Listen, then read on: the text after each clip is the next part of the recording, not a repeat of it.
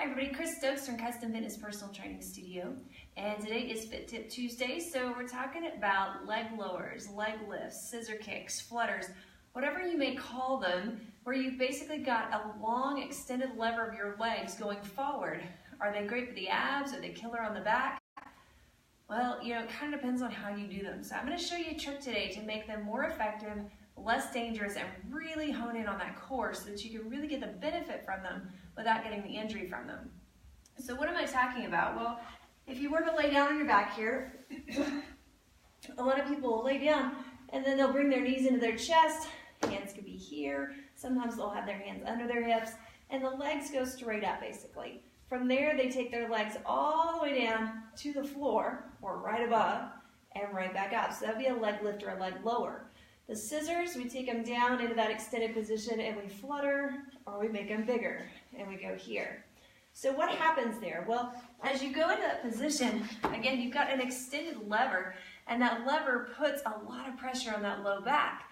The back is not fully stabilized, especially if you have not as strong of a core as what you probably should to be doing those exercises, and you're really not being able to focus on engaging that core properly, then you tend to have too long of a lever with a lot of pressure in that low back. That can actually dislodge vertebrae. It can move the vertebra out of place. It can push discs into the wrong direction. It can cause a strain through the spine or through the abdomen. It could even go so far, depending on how much pressure you have intra-abdominally, to create a hernia over time. So we really want to be careful with what we're doing exercise-wise. We want to measure out the benefit versus the risk. So that's a lot of times not something that people consider, especially this time of year. It's January. Everybody thinks, hit the gym hard. I'm just going to do everything I can to lose these inches, lose this weight, and get down to where I'm healthy and fit and in shape the way that I want to be. And the problem is, if you don't look at the risk versus the benefit, or the risk versus the reward, then you end up doing things that are unsafe. You end up getting hurt, and then instead of getting in shape and being fit in 2018, you end up being injured for some of 2018, and then you've got to start out at a lesser level to build back up, which hopefully by that point people are getting help from professionals, because once you get injured, you definitely need some help from a professional in order to build back up safely and make sure that that doesn't recur over and over again. So how do we fix this exercise? Well, in case you don't know, I have a background in Pilates. I've taught Pilates since 2002. I've been certified since 2002 in Pilates, and I've taught for years and years and really put a focus in what I do with my training clients into the core, the same way that I have with my Pilates students. So we have a difference in focus here. So if you're just going to the gym and doing ab work, you don't always put the same focus. So the first focus in Pilates is your breath. If you're breathing into your stomach, then you're not going to be able to engage your stomach, right? So if you were coughing or sneezing, you wouldn't be breathing in at the same time, right?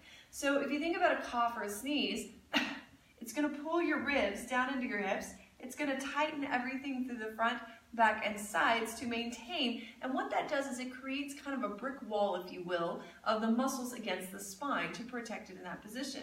So then the spine doesn't have this flexibility of movement back and forth. Rather, it has to stay in the position that your abdomen is holding it in. That's what those muscles are there for, is to help support and stabilize the body.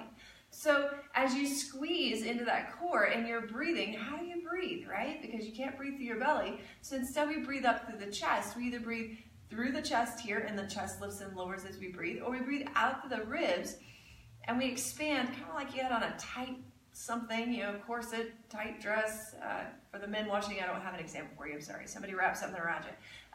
But something tight that you couldn't really breathe down here in, and you really can't breathe forward in, but you can breathe out to the side. You can kind of get that breath. So that's more of the focus there with your breath, is being able to breathe through the rib cage, keeping the tummy in nice and tight as you're doing it.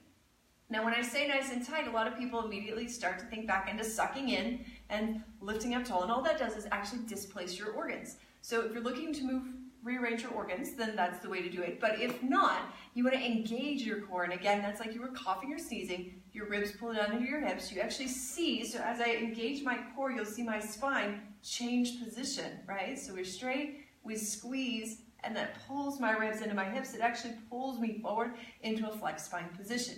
So that's the goal that we're looking for as we lay down. So I'm going to show you this exercise now that you know that part. So as we lay down here, we're going to go ahead and find our position. Now, I would encourage you to place your hands under your hips, closer to your tailbone than towards your shoulders.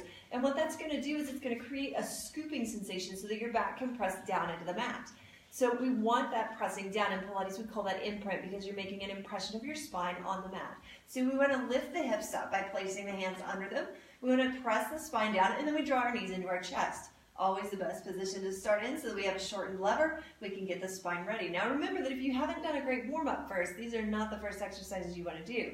You want to get that warm-up first so that the whole body is warm and ready to do this type of work. This is a pretty deep core exercise.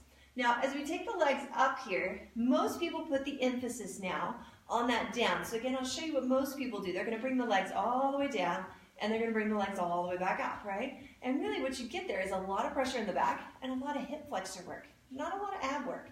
You want ab work? Here's how we do it. We keep the hips elevated, we press the low back down, we engage the core, pull your ribs into your hips, and then what we do is we lower the legs about 3 to 6 inches.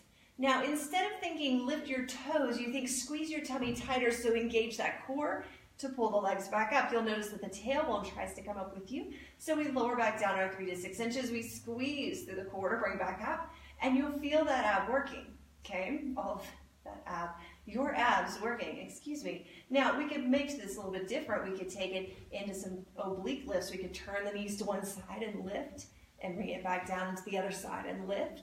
Or we could even bring it all the way up and go into our windshield wipers, keeping our shoulders and our hips flat on the floor, side to side.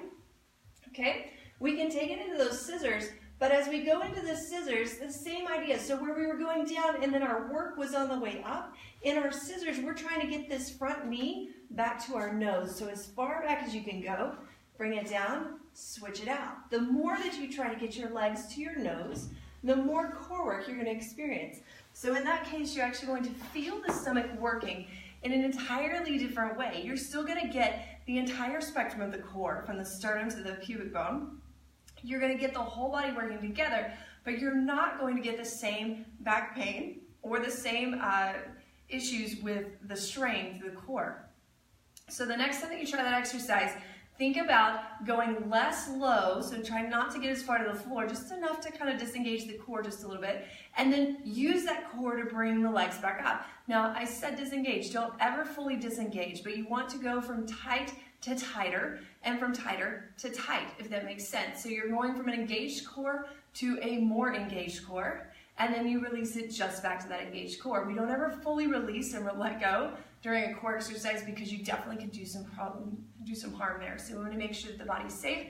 So we do that by constantly staying engaged tight. But again, working towards getting those knees back towards your nose more than you are down to the ground. Now, the other tip here is that as they're coming back, the more that tailbone lifts on its own off the floor, the more you're going to feel in that lower core. So if that tailbone's coming up, not from momentum, but from that engagement, you're going to feel more engagement through that lower core. So I hope that gives you something great to work on today to kind of have in your toolbox for your workouts and everything. If you would like more great tips like that, or more great information on how to get a Done For You program that has great exercises, nutrition, lifestyle modifications, you name it, feel free to give us a call for a consultation, 806-322-3188.